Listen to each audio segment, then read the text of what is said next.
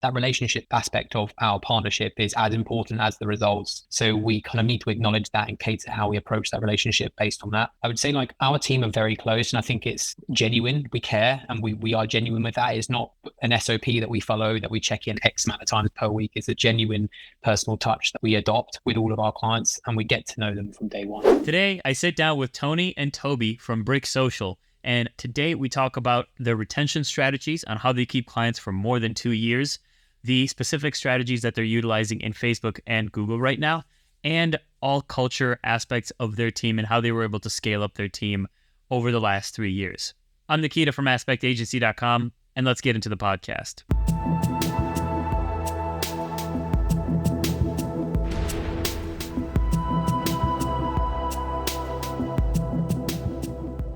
Well, guys, welcome to the Scaling E-commerce podcast. Today, I have Tony and Toby from Brick Social. Both of them are across the pond. So you have Tony in Arizona, and then you have Toby in the UK. It's a pleasure to have you guys on. Welcome to the pod. Thank you. Thanks for having us. I've been meaning to have you guys on ever since I met Tony back at Geek Out, and I'm just glad that we're able to finally sit down and chat through all things e-com and paid advertising. And speaking of which, there are a lot of paid ads agencies out there. And I've always been curious on, I see all your content on Twitter. And by the way, fantastic content. If you guys aren't following them, give them a follow. What makes you guys actually different than the standard paid social agency? Yeah, I think, look, it's me and Toby mainly. No, I'm just kidding. Yeah, I think for us, we dive really deep into research up front. I know a lot of agencies do this. But I think we go, I go down a dark rabbit hole of just research up front with a lot of clients. And it's such a copy paste answer, but we do leverage a lot of that and kind of data driven approaches to clients and moving forward from those. The other thing that I think clients really love about us is we genuinely care and we do a lot more outside of just scaling your ad account. We bring up things like, hey, your website needs this, or it's missing this, or there's friction here, way outside of just the scope of what normal ad agencies do. We've helped people raise funding and all sorts of stuff. We're genuinely care and genuinely try to be really close, best friends, partners with a lot of our clients. So they really just love us for that. We generally will work through the thick and the thin with everybody that we work with. And that's what gets them working with us, and gets some of them, they've actually left for various reasons and they've ended up coming back and they're just we miss you guys. And we're so it's really cool to see that. I think that's mainly what I would say the two things. Creative strategy, we're huge on. I think a lot of agencies are. But yeah, I think the main thing is we genuinely care about clients. We're willing to go above and beyond and outside, I would say, the normal scope. We're doing unscalable-ish things with clients, which we can dive into more if we want to as well. But that and the research, I think, are huge for us. Yeah, 100%. And, all the agencies can say that they do the research and they care about their clients and their clients are like family. But the thing is, before we started recording, you guys told me that your average client retention is 2 years, right? And I think that number itself shows how much you care about your clients, because on average with paid social agencies, you see a 3 to 6 month churn. We all know it's a saturated space, right? And our clients get hit up by agencies a lot to work with them, and we get told about it, but we don't pretend that we've got this silver bullet where it's just this constant line up in profitability and scale and revenue. We all know it's paid social has its peaks and troughs, it has its seasonalities, attributions, and nightmare. We started Brick shortly before iOS was released, so that was a pretty rough time, but we didn't have one client leave us throughout that period. And if a client does leave us, it's for a pretty good reason. And it's around 2 year client retention, which is something we're very proud of, and something, I guess, it's one of our main internal metrics that we track. And we don't put that all down to results. Results is one pillar, but relationships and actually caring is two other pillars there, which really does help. But yeah, you're right. Paid social and search and just generally paid ads have pretty big churn rates for obvious reasons.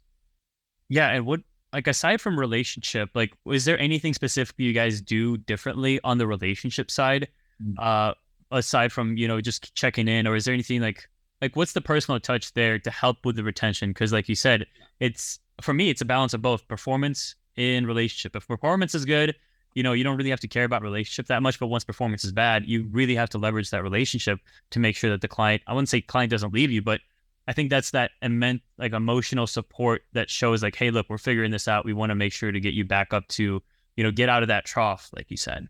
Yeah, I think there's a couple of things. It depends on the client. We have some clients which I would say are pretty standoffish, larger clients that do pretty much only care about results and metrics and don't have that requirement or want for building that relationship. However, others, that relationship aspect of our partnership is as important as the results. So we kind of need to acknowledge that and cater how we approach that relationship based on that. I would say like our team are very close and I think it's genuine. We care and we are genuine with that. It's not an SOP that we follow, that we check in X amount of times per week. It's a genuine personal touch that we adopt with all of our clients and we get to know them from day one, like to the most minute granular detail. And we remember those details and we bring them up when appropriate. And we care and we make sure that we're checking in with our clients outside of just strictly performance-based metrics. And of course we do that regularly as well, but making sure that we have those regular touch points just to see if there's anything outside of what we're currently doing that they need support with, birthdays, sending them gifts, which I don't think have a huge correlation with churn numbers, but it's a big picture. We care and we listen and we just cater our approach based on whatever the client needs, wants, and we pick up on from that initial call that we have with them. I was going to say too, I think kind of when we started making Brick too, we kind of talked through all the reasons why people hate working with agencies and flipped them on their head and kind of was like, all right, what can we do? Because we know like some agencies just don't communicate enough. Okay, what can we do to over communicate now? Some agencies, like they try to hide performance when it's bad. Like what can we do to just be like, all right, this is what it is. Here's what we're going to do because of that. So I think there's a lot of conversations we've had kind of at the start of Brick and like continuing on where we're just looking at why do people hate agencies? We always ask, prospects and things too. Like, do you like agencies? What's the relationship like there? Like, tell us your horror story that's happened, because I feel like every brand has almost had one at this point. And we just took notes and like, we're like, I've worked at multiple agencies before we started Brick. And like, I noted things that I liked and things that I didn't like at those agencies. So those were things too that we could just dive into more. I think communication obviously is one, like I mentioned, results and just sharing those as clear as day. We try not to hide things even when things aren't great, because it happens, but we'll try to, do our best to turn things around, and we'll tell them, here's the game plan based on what we're seeing. So I think that's a huge part too, that helps out with retention and everything as well. It's also part of the prospecting phase. So it's our job, some slip through the net, of course, but it's our job or my job as someone that brings on new brands to do our best to pre-qualify our clients as much as we possibly can. Again, from a results perspective, what are their goals? Do we feel like they're realistic and we can help them reach them? And then culturally, are they a good fit? And I feel like I can get a pretty good vibe on the first or second call whether they are a good fit.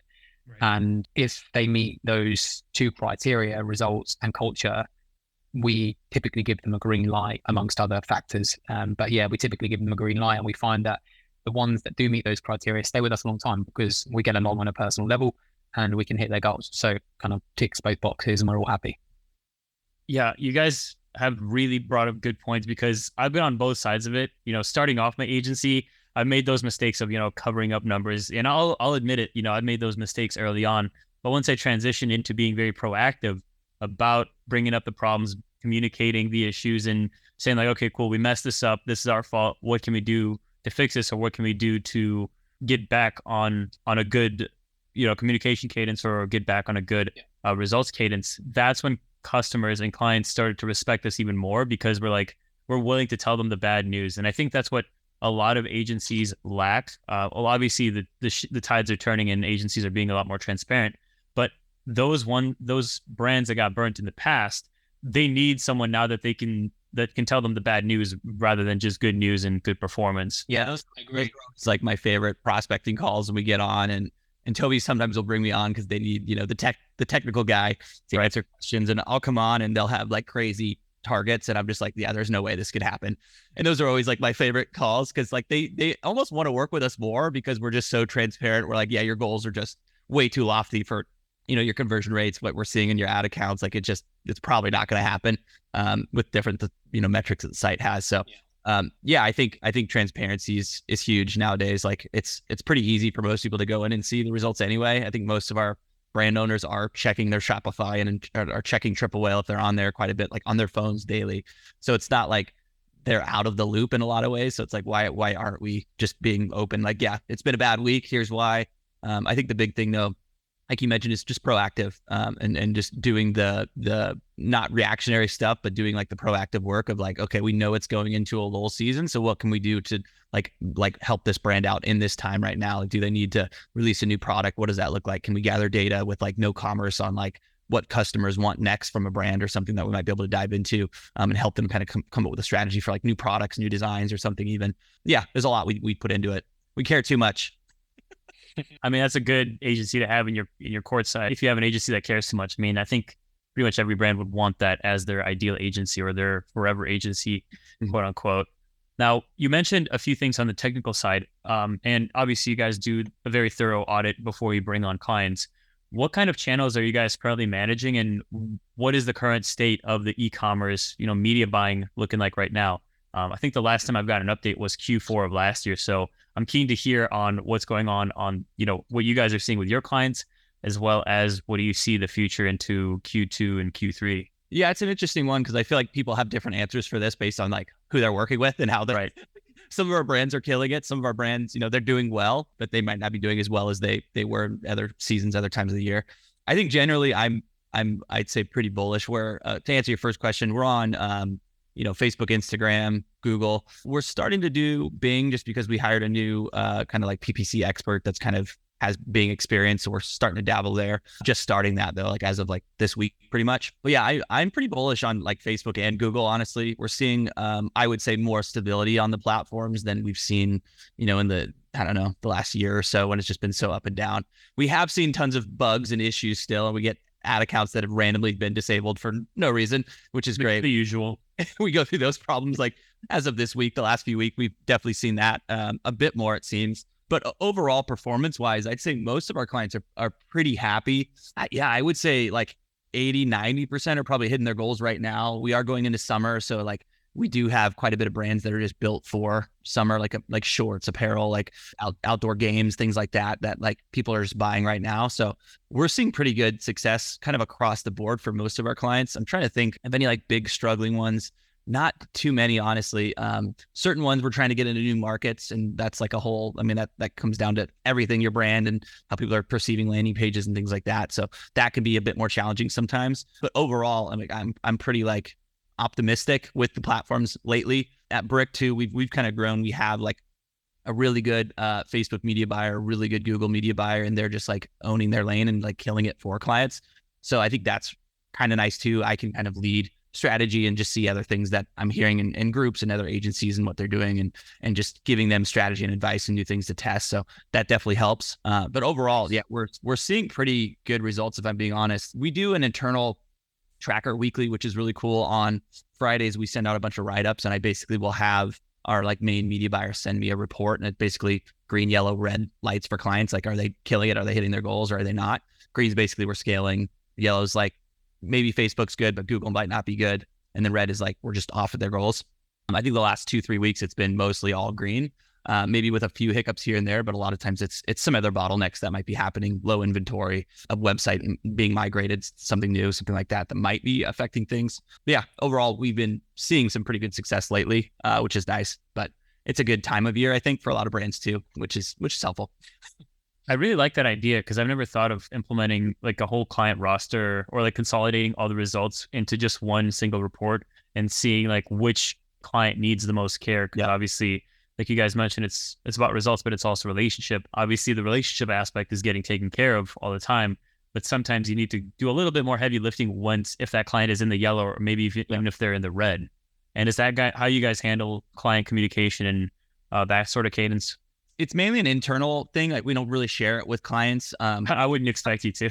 Yeah, we have had clients ask us though, like on average, like how are you doing with spend between platforms, or how are your other clients doing? And we will share those like vague averages that clients might ask for, like which percent of people are killing it right now, or compared to winter or whatever. Like we can dive in and share those pieces of data with people. In short, no. We will base our internal maybe efforts and priorities around that report, but I wouldn't say our communication directly with the client changes. It's always just pretty constant throughout the week. And like, for example, this week I've had 2 catch-ups with clients that have been with us for 3 months now, and I typically schedule just a general catch-up with them outside of our normal regular catch-ups. And to talk everything but performance and just to talk live. If there's any feedback they've got for our media buyers, Tony, me, that they maybe wouldn't feel comfortable announcing or broadcasting to the whole team, but they maybe feel comfortable talking to me about. Because what I want is to make them feel comfortable enough that they can tell us everything within our control that they're not happy with, so we can do something about it. So they kind of don't really have a reason to maybe leave us. So we can then address it. And then I share all of that information with the team, and we can just be very proactive around those points that they maybe asked us to do, whether it be like include an extra metric within their reporting or whatever it might be. So I do that regularly as standard.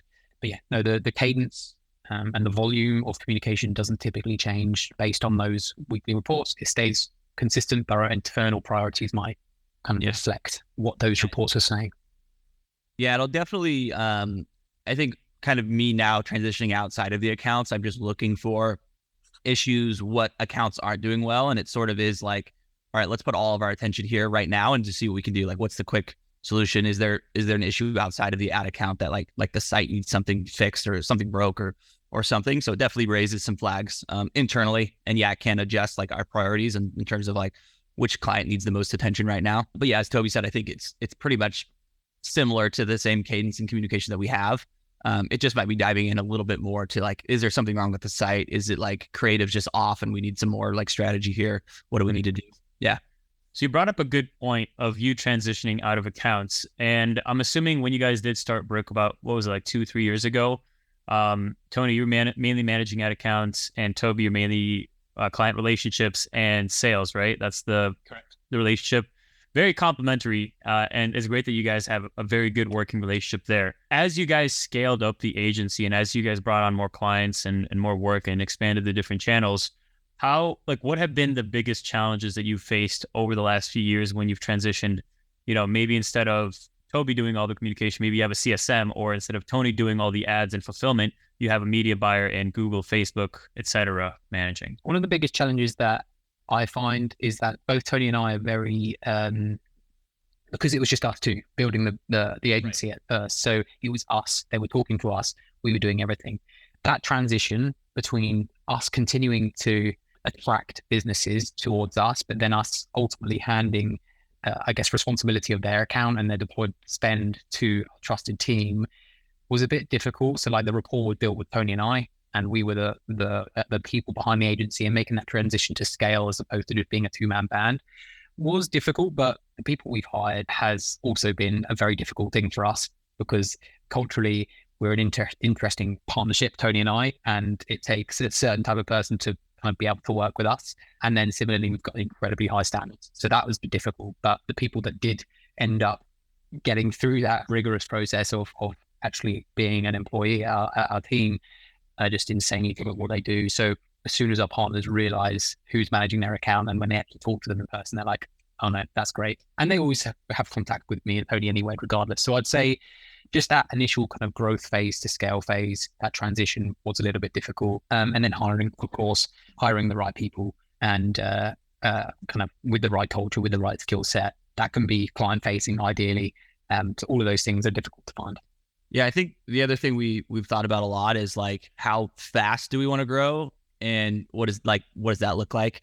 And that's been interesting too. And even like structure of Brick, I think we've revisited that the last year, I don't know, like 10 plus times, and just like, how do we want to structure this? Like, do we want a CSM? Do we want a specific account manager? Do we want it to be more media buyer led? Like all sorts of back and forth. Do we want creative? Do we want to build that out? What does that look like? Other services, all sorts of stuff. So I think there's been not necessarily a transition. I think we've always started in thinking about like, what does the size of Brick ultimately look like, and how big do we want to be, and how fast do we want to grow? And we've always like just prioritize, I'd say, quality over just quantity. We don't really want to grow and have like, I think max we want like 15 people at most, right. Maybe even less. We don't want anything crazy. Like we want like 2 or 3 pods probably of media buying teams and creative strategists and whatnot. So I think that's been something too that we definitely have thought of from the very beginning, but that's shifted, and priorities and things looking at that have adjusted. I think me personally too, it's been going from in the ad account to being more removed from them in a lot of ways, but still trying to keep my finger on the pulse and talking to other people, seeing what's working, feeding that back to the team, but then also zooming out of just like, what are the issues internally that we have, and what can we do to fix them? What can we do to make things more efficient? What are the frictions that we still have with clients, and how can we make that better and easier? And that's kind of transitioned for me a bit more, where I'm focusing more on Rick internally, our like process improvements and whatnot, but also things like leading.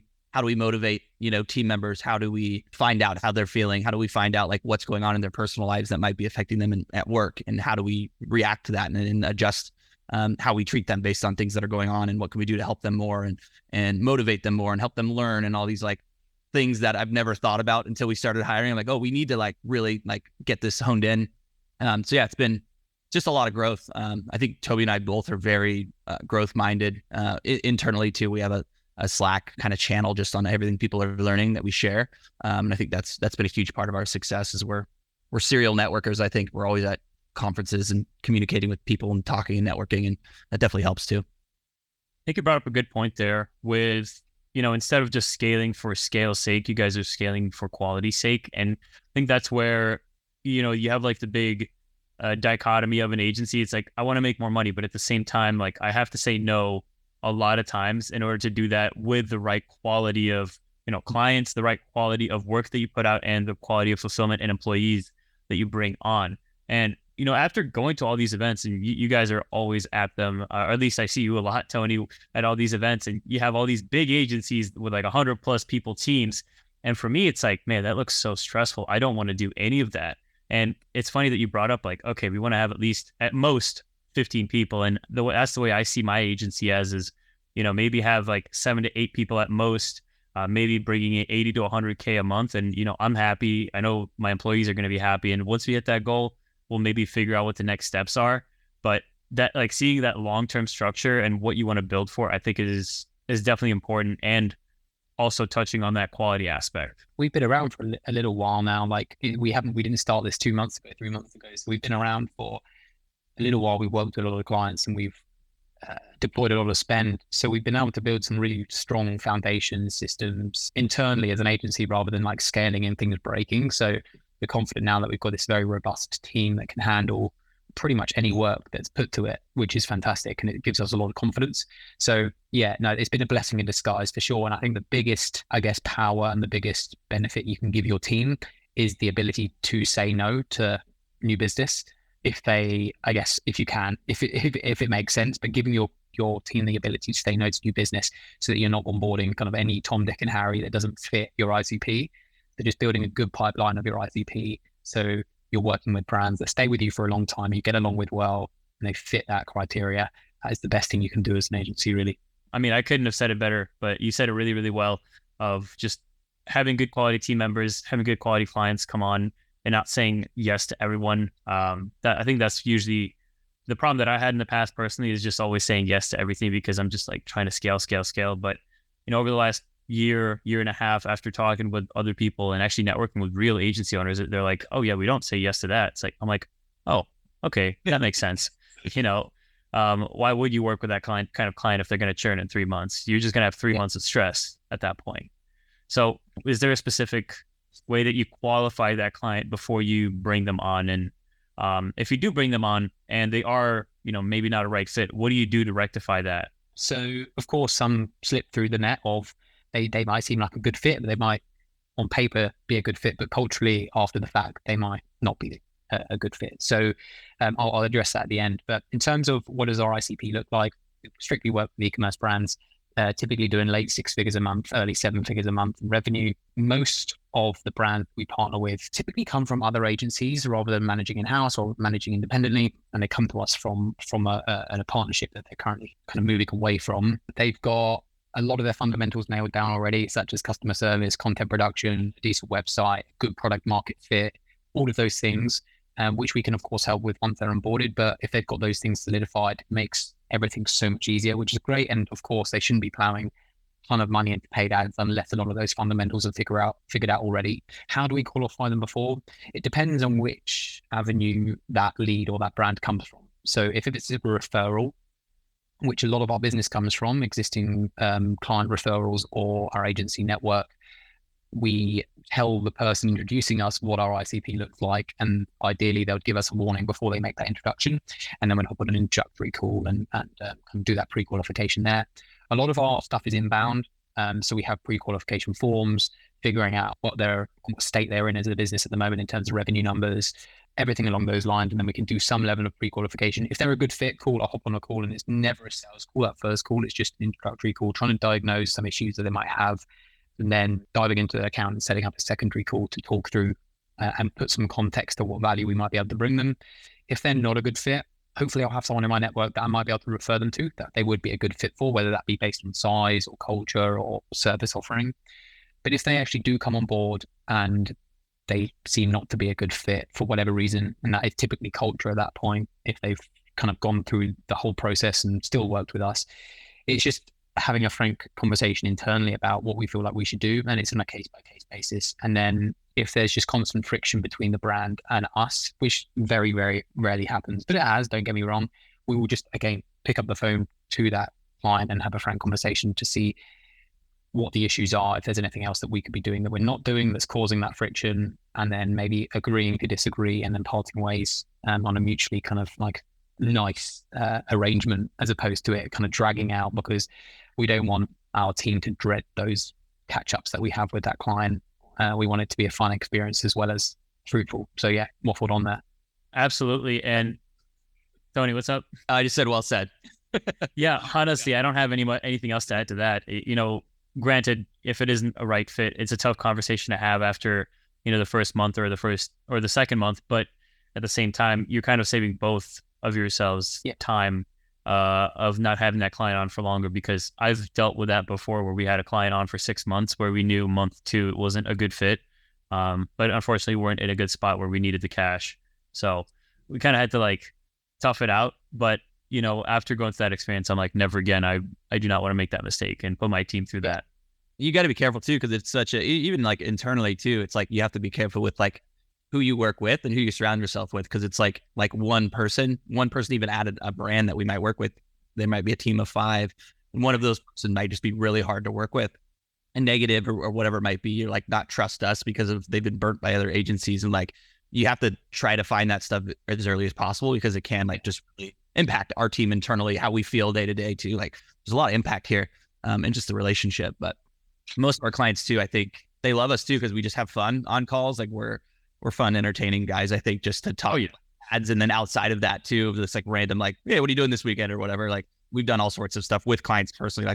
I live here by a client. We meet, go grab beers. I've flown to Miami with a client, celebrated them, and all sorts of fun stuff that we're doing too, that I think brands love us for that reason. So if there is a cultural thing that's not working, it's pretty clear we're not having fun on this call. What are we doing here? Should we just ways, it's pretty apparent, usually pretty quickly, just with our relationships with people and how we run things. Echoing what Tony says as well, is just don't let it dwell, don't let it sit. Try to take the emotion out of it. Don't take anything personally. Just address the situation and as quickly as you can, just so it doesn't spread across your team and it becomes a bit of a poison and ruins productivity and whatever it might be. So yeah, definitely just nip it in the bud as soon as you can. Don't let it dwell. And yeah, sometimes it's hard if that is a high paying client, for example, to sacrifice maybe some cash flow, whatever it might be. I can understand that fully, but cash flow comes and goes. And if you've got a good pipeline, like I say, it's the most powerful thing you can have, a good pipeline of your ICP, MRR and cash flow comes and goes. So you should be able to get rid of a non-ideal client without having to worry about that too much. Yeah, 100%. Negativity spreads faster than positivity. So you definitely want to get that nipped in the bud. And I think that's a really good note to end on here. And with that said, what is the best place to find you guys if someone's listening, they want to work together or maybe get at least an audit of their brand and move forward? Yeah, I'd say our site, bricksocial.co.uk, is great to check out. Also, just our Twitter handles. I'm at Tony Does Ads. Toby, I think, is at Toby Waller UK. That's the one. Yeah, that's what I'd say. We're most active over there. We post a lot of content, and we both got links where they can request audits and request just contact and information or advice. So yeah, they can touch base with us there. Fantastic. Yeah, give those guys a follow. They put out great content every week and worth of honestly, I'm learning a lot myself for being out of ads for the last few years. So it's keeping me fresh in the ads game. So give them a follow. And with that said, it was a pleasure having you guys on, and I will see you guys on the next one. Appreciate it. Awesome. Thank you. Thanks again for joining us on the Scaling E-commerce podcast. If you enjoyed it or learned something new, remember to like, subscribe, and leave a review. It really helps out with the algorithm. If you want email marketing tips delivered straight to your inbox on a weekly basis from yours truly, then check out the link below or in the show notes to subscribe and join my newsletter. If you're a D2C brand with at least 10,000 email subscribers and interested in starting a conversation to work together, then go to aspectagency.com and we'd love to chat with you. And if you want to stay up to date with anything email and SMS, just follow me on Twitter at Nikita Bakrushev or check the show notes for the link. With that said, I'm Nikita, and I'll see you in the next one.